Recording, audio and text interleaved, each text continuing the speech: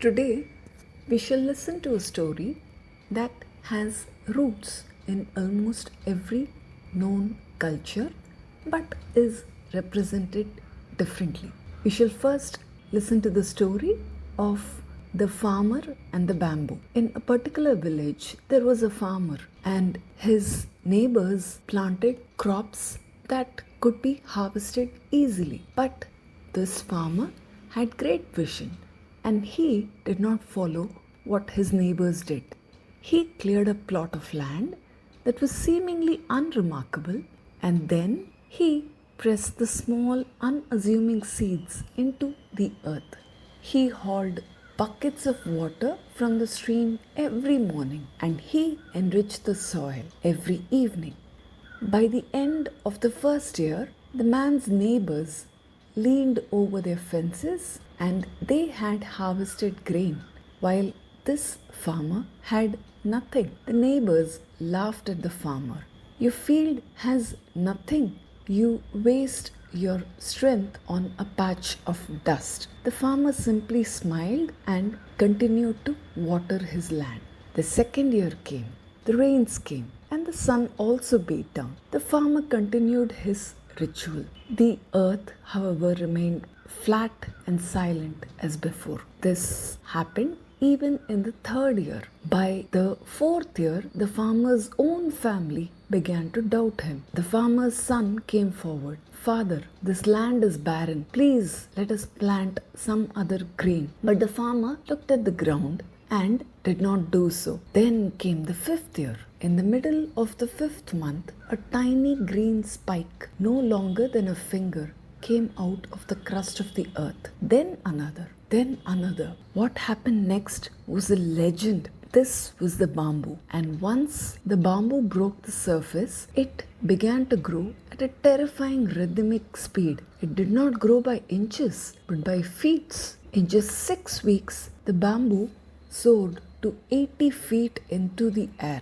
The villagers were in awe. This is a miracle. 80 feet in 6 weeks? But the farmer shook his head. This did not grow 80 feet in 6 weeks. It grew 80 feet in 5 years. If I had stopped watering for a single day during those 4 years of silence, the root would have withered, and this would never have happened.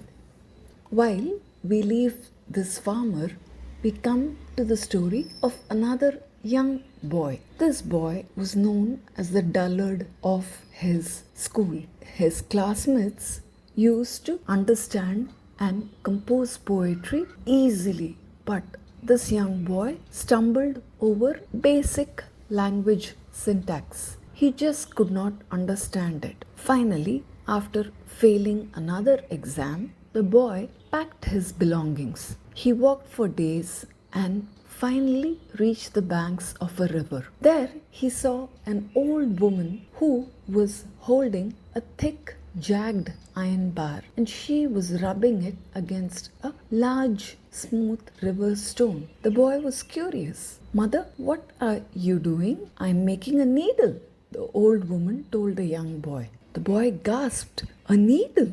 From this heavy bar? This would take 100 years. The old woman, however, did not stop. She looked at the river and then at the boy.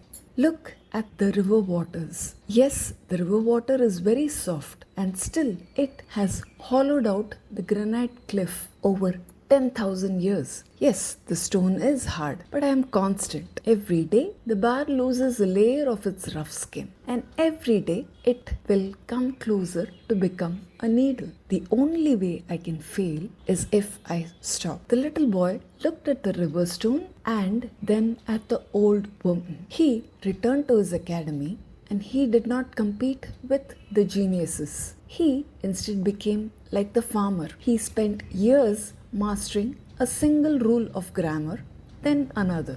Eventually, this little boy became a great grammarian. He wrote the definitive codex on the structure of the language, and it was a work so precise that it was used even centuries later. There was no secret. He would finally tell people. Most people fail not because they lack talent, but because they lack consistency. This story of the bamboo and the grammarian tell us that just because you don't see results does not mean that you're not growing. You're just finding your roots. And remember, the river does not cut through rock because of its power, but because of its persistence. So, whether you're a farmer waiting for your harvest or a student struggling with a difficult craft, remember, just keep at it and be consistent. Your fifth year is also coming. I hope you enjoyed the story.